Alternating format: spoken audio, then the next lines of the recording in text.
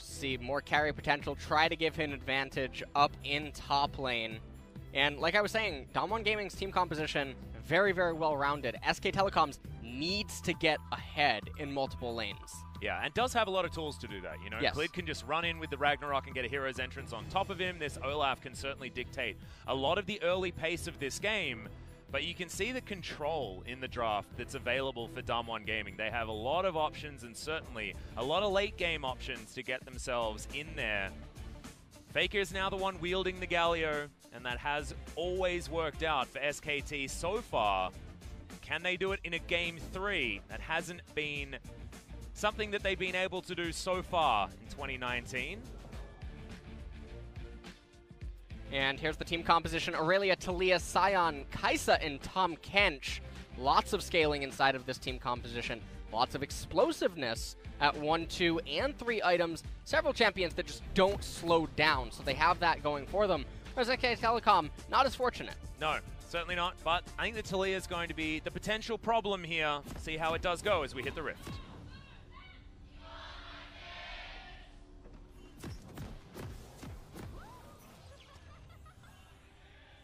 Aww.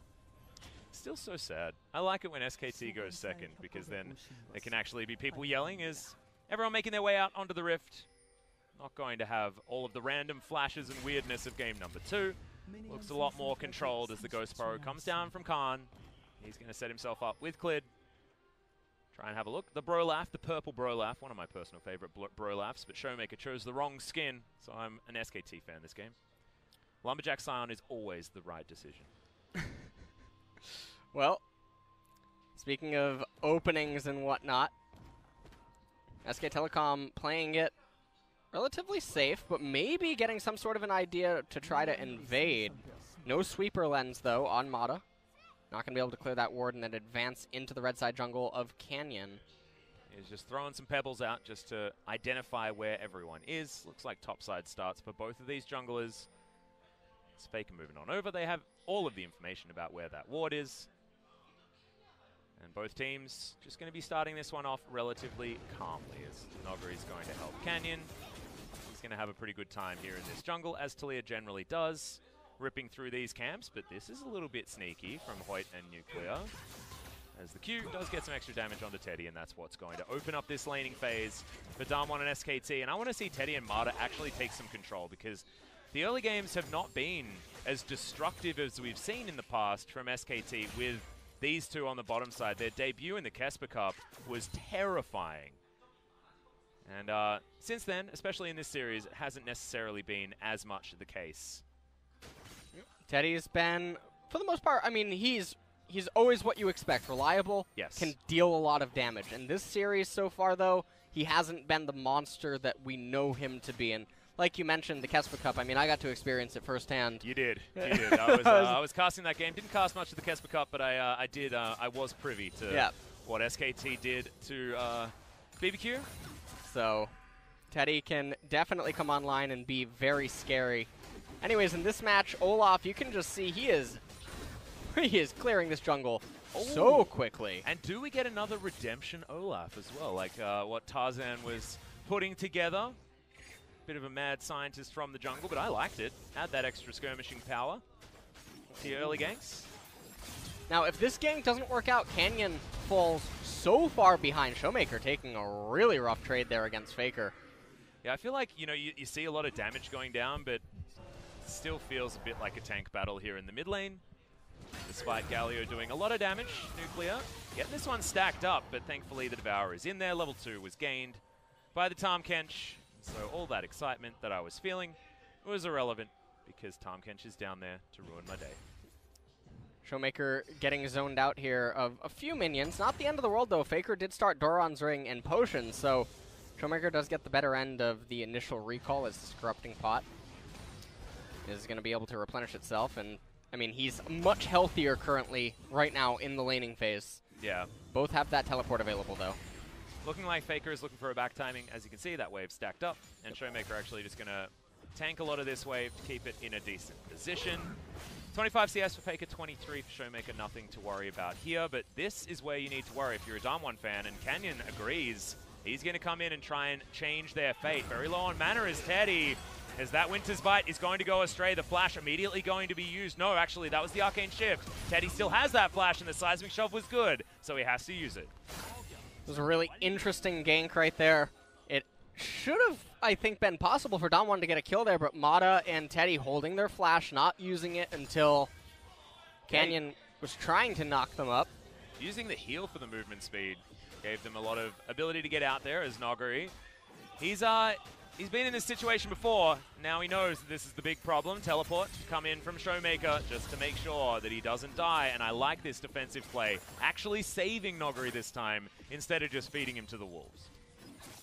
And even though they do get the teleport out of ShowMaker, Faker had priority. Oh, he's going to be able to steal some minions away from Canyon. Bit of popcorn chicken. Bit of popcorn chicken, but not too much. Do you like popcorn chicken? I do. I do. Do you have to say that you like it? Because, of course, now you work for a barbecue chicken organization. Are you priced into liking fried chicken now? Can't answer that. You'll be revealing things in your contract or something. I love it so much. There we go. There's the company man that I know. Perfect, perfect. It's the best. If you're ever looking for a brand that, you know, sells KFC? excellent chicken. What? KFC. What did you just say? Well, here's a fight on the top side of the map. Is Nuguri very well and truly out of mana as Clid predatoring towards him. Canyon might be here a little bit too late. The flash does come out, but he's definitely going to die. The Pebbles not going to do anything, and Clid just wanders around the Seismic Shove, and Canyon slinks away. Yeah, and this is a really good time to kill the Aurelia. Nuguri's going to be able to come back into the lane off the teleport, but removed a lot of pressure from the Jace. Nuguri no longer just gets a free recall. Now, the one thing, though, is that Nuguri already ate the entire minion wave. So he's not missing out on CS or anything. Khan, just good lane state right there. Actually, a little bit surprised that he didn't just back up and then recall off this because Clid had it. Canyon, a little bit too late. Clid once again getting stuff going for SKT. Yeah, this is the early game from game number 1 and not the early game from game number 2. And certainly a good look if you are an SKT fan. Hoit coming on over, just going to be eating some of these raptors. Not entirely sure why. They're not into catfish. Yeah, he is the Master Chef version of the skin, so maybe he was just coming over there for culinary reasons. Do you like that Tom Kent skin? Do I like what? Do you like that Tom Kent skin? No, it's not my personal favorite. What's your personal favorite? I don't really have one for Tom Kench, so I don't know. I know you're the Tom Kench guy, but I'm not really the Tom Kench guy. I don't like the fact that he ruins my team fights with a Devour all the time. I get excited for someone to die and then they never die. I like champions like Tom and Soraka. Champions that make the other person angry. You're a fan of unfun. Yeah, exactly. A fan of and Ornn Jungle. There you go. That's what I know. Ornn Jungle, Annie, and things that aren't fun. Absolutely. So Reading me like a book. Karth is Tom Kench, Soraka. Let's go. All right. Maybe that's what I need to do. That's going to help build our caster synergy because, of course, guys, if you're just joining us, this is our first cast together since 2016 Worlds. It's been a long time. So our caster synergy needs some work, and maybe that's how it's going to work. I can become a Soraka one-trick or something. As Faker is looking to try and get a bit of an engagement here. Good teleport to come in for the flank as Canyon. ShowMaker actually didn't quite know which way to go, but does use the ultimate to keep them in a relatively safe position. And SKT invests the teleport and get nothing. That teleport from Hoit was not necessary. Not quite sure why he came all the way up there. Wanted to cycle his heal. Yeah, I'm assuming that actually must be what it is. But look at this lane again, by the way. Look at the CS gap between Jace and Aurelia. Whoa, that's Killer Instinct on the bottom side. Teddy and Nuclear fighting this one out. The passive proc is going to be available, but it's not exactly a lot of damage. Teddy able to give something back, but that looked damn nice for Nuclear. And a little bit of a win down there in bottom for Damwong as he was able to repel Teddy, zone him off some CS and minions, and now Khan. I'm getting a look at him. Yeah, excellent. I think Debonair Jace looks fantastic. Yeah, I'm a fan. I like that one. Clid up here on the top side. Nuguri is just going to go back home. Had full vision of exactly what was going on there, so Nuguri going to be giving him the respect that he's due. He knows what happens here. They can make this happen with Galio if he just starts moving over. You see where Talia is. There's no way for Sion to stop this. This is, oh man. Yeah, and he takes that Empowered Shock Blast to the face as well, so preparing this Aurelia for death as he's trying to clear out these minions as best he can. Hero's entrance, he's going to get the knock up, and it's all too easy. Clid grabs the second, and now Canyon just going to try and even things out with a Cloud Drake here on the bottom side, but it's looking like he's struggling trying to take that one out. Hoit going to come over, going to help him, but Damwong, this is not the start that they wanted after last time dealing with SKT in Game 3s pretty decisively and cleanly. And so they pick up the Cloud Drake, but they're losing out on tempo. Turret plate's going down as well in favor of Khan is very, very good. If this roster has a serrated Dirk already, but having extra money against the Aurelia is going to be so big for Khan in the side lane. Take a look at this. Faker just able to move up. Se-hyeong has no way to stop him here. Hero's entrance comes down, just plows Nuguri. And this is what SKT are good at. I mean, I go back to it. I feel like Galio is a much more high-value ban for teams against SKT because these are the drafts that they play well on, and they look like they're relatively uncomfortable on others. We saw game number 2 didn't quite work with their Corki Ezreal draft. And this feels like we're back to comfort once again for SKT, so maybe a little bit of a thing to look at in the draft for Damwong. Because not letting Faker play Galio or Urgot does tend to work out if you want to win against SKT. So far, if Damwong Gaming wants to get back into this game, they're just going to have to wait a little bit. Laning phase is going to come to an end soon. And Infernal is coming up in just under 4 minutes, so that would be an excellent pickup for Damwong. But on the flip side, SKT would love it as well. Have that Jace, they have that Ezreal.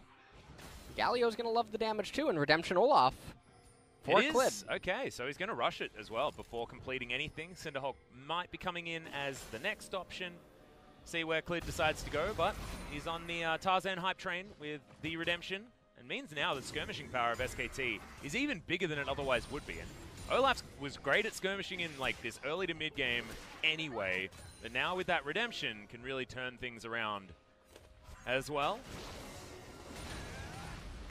1K gold lead for SKT. Yep, and this time Khan did go for the phase rush as well, understanding that he's in a more difficult matchup, so it's only one Kleptomancy to the Ezreal. Might have a bit of a reason as to why there's a slight advantage. On top of that, the First Blood's going over to SKT. ShowMaker pushing things out in the mid lane. Things just very, very calm. No dash cannon come in just yet. Faker wanting to get to these items, but 2 turret plates, I believe, going down in favor of ShowMaker here in the mid lane. Faker paying for the fact that he has to leave on this Galio multiple times. Right now, there's a little bit of a downtime, but Clid might try to start the Rift Herald. It's looking like he wants to posture around the left-hand side of the map. I don't think that they're going to be able to make another Galio and Olaf play against the top lane. And instead, yeah, we just see Clid starting that Rift Herald. Canyon not showing any interest in trying to go there. He might use the Weaver's wall down in bottom. Yeah, full vision, though, available here for SKT, so they knew exactly what was going on. Control ward goes down. That's going to get cleared, and Damwong will have some more vision control down there, but like you say, Rift Herald. Shelly should be taken. Khan comes on over with the inside track, as now Nuguri. The train's going to come in as Clid's going to get knocked up. Does manage to take down that Rift Herald, and there's the Redemption to try and get the work done, but the Vanguard's edge right into the back line, and now Clid's in trouble. Hero's entrance coming down. That's going to stop Nuclear from continuing that killer instinct, and now Marta coming on in. Gets the flash. The Fisher is down. Nuguri going to be the first to fall. ShowMaker with the Q over the wall, but not able to find any joy as Marta with the Unbreakable is going to tank everything up. And now Hoit stunned, not going to be delivered because the cleanse was picked up for the Tahm Kench. And Damwong Gaming, a limp away, but SKT had a lot of control in that fight. Yeah, and this is a really big win for SK Telecom. They managed to get the Rift Herald. There's still a minute remaining on plates if they're able to use it for that. And just take a look at this. Se-hyeong's trying to ult in. It was already too late. Too much damage done to the Rift Herald. Just a bit of time wasted with the Talia. And then all of SK Telecom is here to party. So it doesn't even matter that Tahm Kench was able to get himself into the fight with the ultimate. They were too slow to react. Canyon ended up using the time to get the Scuttle Crab, tried to go bottom. Teddy and Mata just simply backed up, and then it was too little too late. They tried to take a fight at Herald, didn't quite pan out, and now SKT find themselves in a fantastic spot as they transition into mid-game. And Faker almost got the taunt flash, but decided not to pull the trigger. That was looking real scary. I don't know why he didn't go for the flash. Oh. But reserved play, and Faker has been making a few over-aggressive moves of late. So good to see that things are a little bit more controlled. This charge going to happen, but turret plates just fell off, like you say. So Shelly just going to do some work, trying to get that first turret of the game, get that extra global gold in Khan's pocket. Now Infernal Drake is up, so Khan, maybe he wants to stay to try to get that turret, but Infernal should be a higher priority for both teams right now. Well, Nuguri's up here as well, so it looks like SKT are just going to rotate around. They have the vision control of this bottom riverside, and Canyon, he's the one caught backing when that dragon spawns. Teddy and Mata hanging out over here, but nothing doing really. I think it's just the Olaf that's going to be starting on this Drake. And Hoit being chunked is actually a big deal because he needs to be there to try and help people out. Grey health going to be eaten, so he's actually fine. Canyon just going to be taking his blue buff for now. Clid comes on over, but no vision available here, and that undertow was a little bit late. The dragon still hasn't been started, Elias. Drake hasn't been started, and Nuguri does have teleport available, so you see that Jace is running back up to top lane. What this means is that Nuguri, I mean, Canyon's cleared his entire jungle. Sion has priority. Kaisa has priority right now. Jace might be the one that ends up having to commit his teleport for this dragon, and this is so sad if SKT are going to lose another dragon like this. Well, so far they haven't.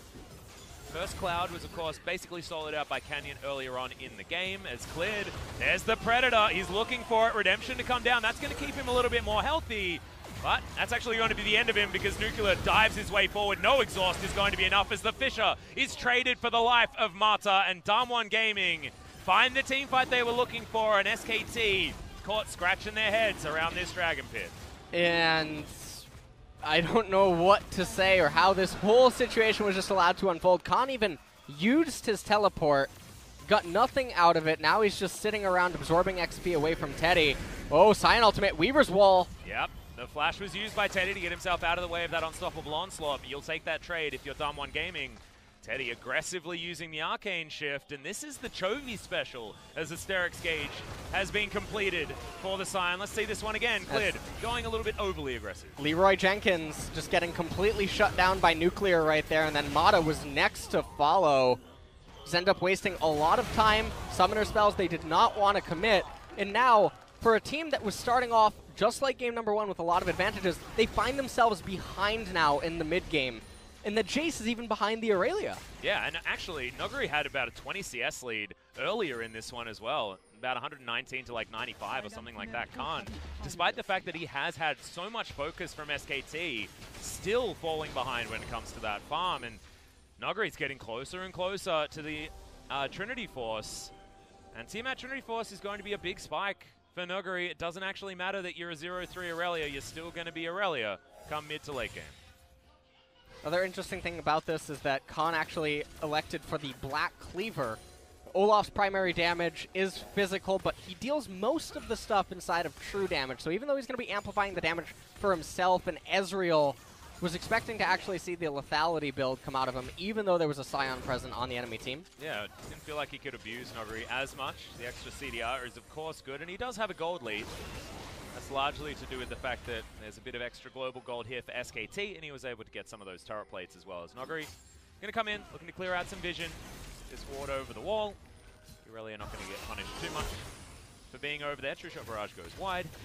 Damwon Gaming now A-ramming a little bit here in the mid lane, soaking these shock blasts. Not exactly an ideal scenario here for Damwon. They really do need to get themselves into position, try and soak up some of this money around the map. And these are the lull phases that games can enter into where not much can really be achieved. Neither team has enough ammo inside of their items to really threaten or siege down turrets. And so we just end up getting this endless bouncing of waves back and forth in the side lanes until someone decides to take a trade like that. Is that taking a trade, or is that just being abused by a Jace? Well, that's when you tell the kid in elementary school that you'll trade him a Snickers bar for his first edition Charizard. Yeah. And he says yes, so. I know that reference all too well. Actually made me cry as Nuguri's going to flash away. A lot of buttons pressed, but just going to be trading the flashes, and the turret falls down once again. So that is going to be objective going over to SKT. pick back up that gold lead. Nuclear here in the mid lane, though, is definitely a point of focus, because we saw what his Kai'Sa was able to achieve in the later stages of the game, and even in the early game, his killer instincts were actually working here for Damwong. 1-0-1 now for the ex-H2K player. And right now, Ocean coming up in 1 minute and 40 seconds. Baron spawning in 35. Neither team going to be able to just burst that down without something horrendous happening. Yeah, I feel like we're looking for, you know, find a pick, then find a Baron for both of the teams. Not a lot of, I guess ShowMaker does have the ability to tank it for a decent amount of time, and with this tanky build from Clid, he also has some opportunities there, but shot barrage, just going to be searching for some extra damage, but hasn't actually been picking up too much worth. And I mean, if you're Damwon Gaming right now, you're just waiting on the next item completions. Look at Nuclear's inventory, look at Aurelia's. Oh, he's just running at Teddy. SK Telecom, same story. Yeah. Well, now we're going to start something. Yeah, Weaver's Wall going to come in. No Unbreakable actually available to stop that one, as Marta does get to stand behind Teddy. Keeps himself alive. Nuclear didn't want to be tanking that turret, but I'm not sure how that happened, but Marta lives. Managed to barely escape that. That definitely would have been the mid-tier 1 turret going down had they just fallen. Yep, and that's not going to be a blue buff stolen. Jace wanting to try and at least challenge for that one, but doesn't get in there. He's evened out the farm quite nicely. He's going to go back home, grab his Ghost Blade by the looks of things relatively soon. Let's push this one a little further forward. And Faker's been a bit quiet over the last few minutes of this game. He's just been side laning, but is slowly but surely getting himself further ahead. Wants to get his Morellonomicon completed. Try and land on someone's head with that heroic entrance. We have another big mid-siege starting to build up, but everyone's here from Damwon, so it's going to have an end put to that. And some viewers might think that the game looks a little bit boring right now, but there's not much to fight over until all those items are completed. Now, Damwon did just complete it. Trinity Force completed for Aurelia. Kai'Sa just got her next item. Yeah, the Rage Blade actually does complete it is huge, but Canyon getting chunked like this is a big problem. Teddy wishes he still had that ultimate that he used to clear out the minion wave. Canyon's going to be able to use the smite to get back to at least somewhere around half and continue trying to defend, because this tower has taken basically no damage. It's Khan. Acceleration Gate is in as Nuguri wanted to make something happen, but none of the stuns are going to land, and this time SKT will be able to get themselves onto a Drake. But Damwon Gaming actually just straight up don't care about it, because it's an Ocean Drake at 22 minutes into the game, and it's not exactly the ones that you really want to be fighting over. Yeah. Definitely the worst dragon at this point of the game. The only time where it would sort of become relevant later is if SK Telecom can get their hands on a Baron. Anytime you have Baron buff, Ocean Drakes, they feel quite nice.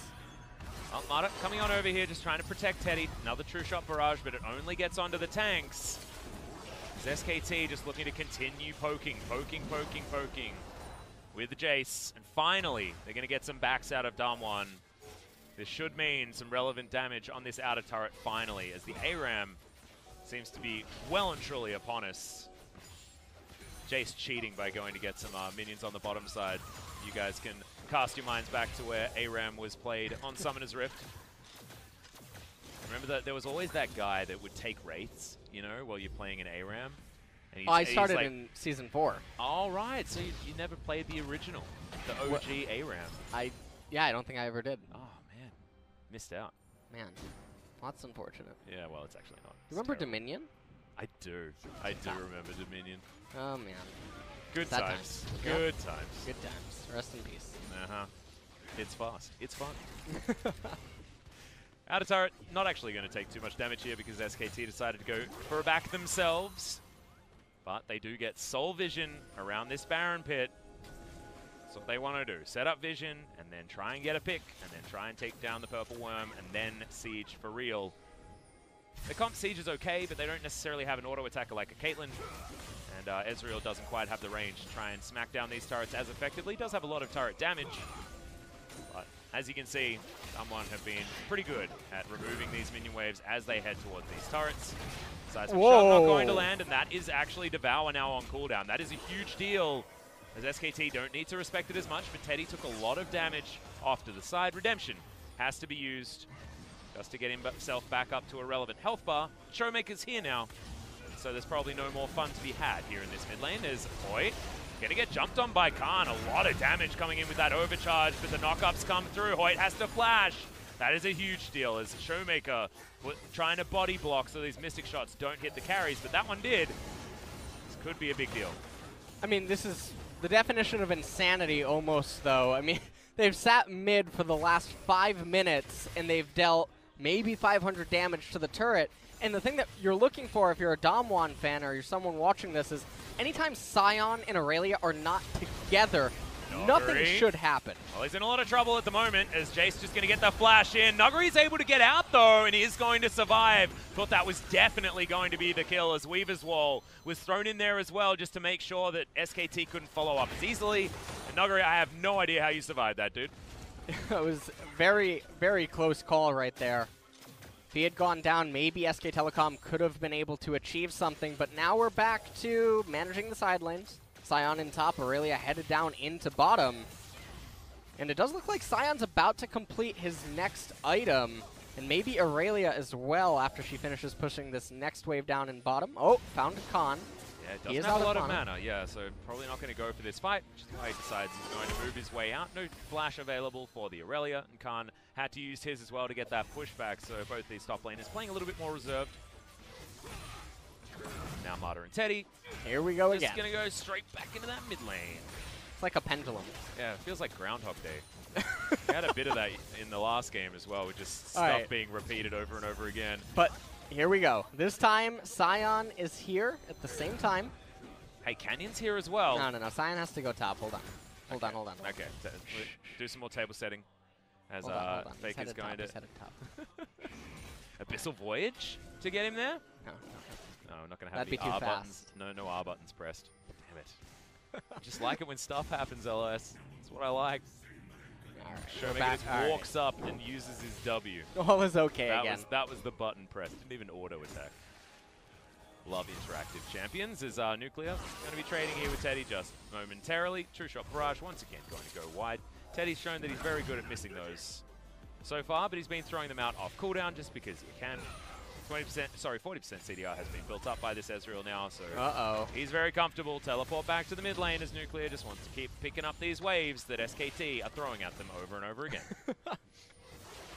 All right. So, I mean, they are scaling with that Infernal Drake.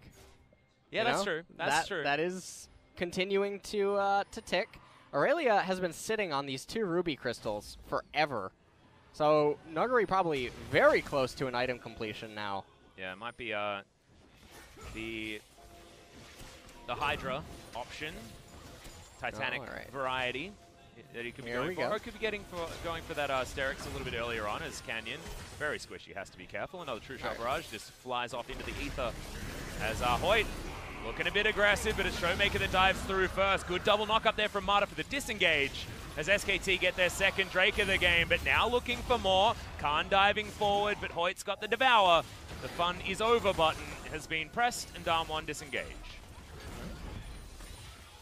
Okay, Khan comes in with the accelerated shock blast, but the slowdown does come through. Nuguri not going to land that stun, but finally the outer turret falls in the mid lane, and SKT want to make it 2.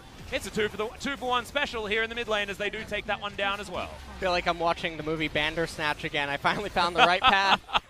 You did. He just had to. Oh no, I don't want to give any spoilers away. I almost spoiled the whole end of the film. The right path was finally able to progress after 2 hours. So yep. I mean, I was watching that movie for 3 hours because I didn't realize that actually I'd got to the end already, and I was going around in circles finding stuff that I hadn't seen yet. I'm a completionist, you know, so like I'm playing the RPG and I'm getting every single item on the map, and I felt like Bandersnatch like kept me there for 3 hours just because I wanted to see every bit of the movie possible.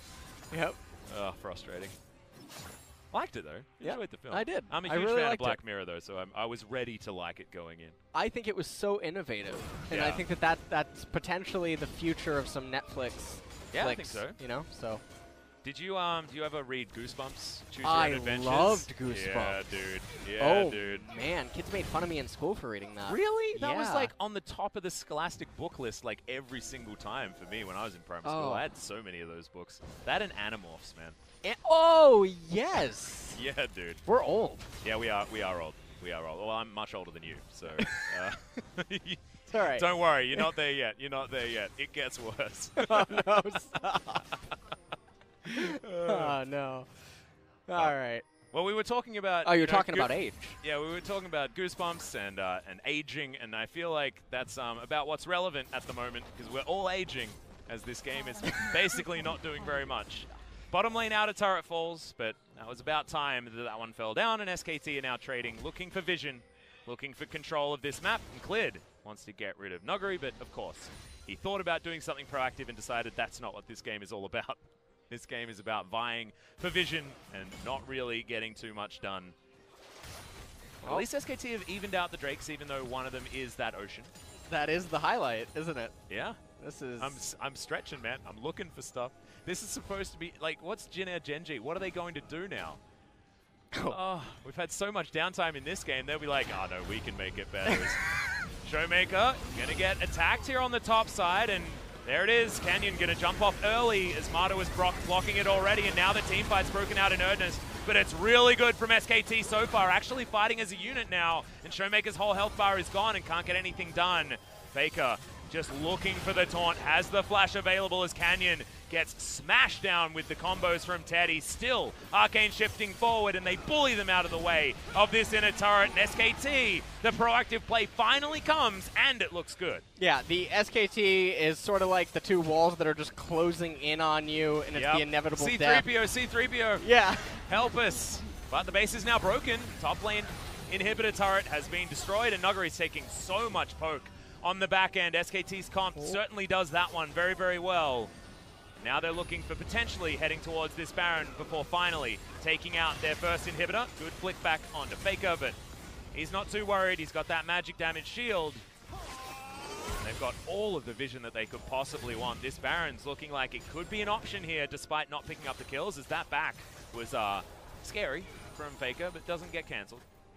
They end up picking up themselves 2 turrets there. That was a nail-biting team fight. So SK Telecom managed to extend the gold lead for themselves a little bit further. But when you look at the items at the bottom, it didn't really change that much. So no, it's still going to be an even footing fight, and top inhibitor is the weakest of them all, especially when Baron is the major objective that you're trying to contest, because the enemy is always in close proximity to it. I'm also just getting more and more frightened as Nuclear keeps getting more and more items, and Nuguri as well. I mean, he's going to have that Sterix relatively soon as... Okay, True Shot Barrage going to stop the Abyssal Voyage from doing too much. That's when you're on a plane and you think it's going to take off, and then they cancel it. Yeah. That's what that was.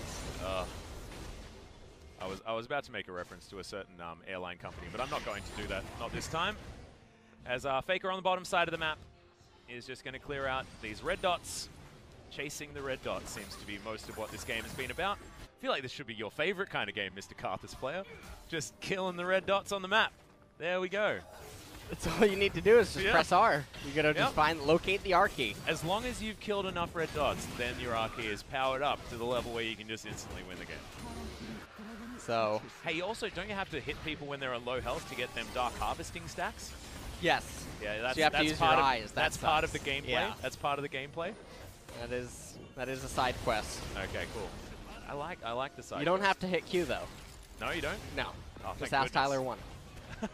Lay waste is actually a waste, as it turns out. All right, SKT now sieging here in the mid lane. No Baron being looked at just yet. Soul Vision basically there for SKT, but look at the poke. It's landing. They can actually get these sieges working.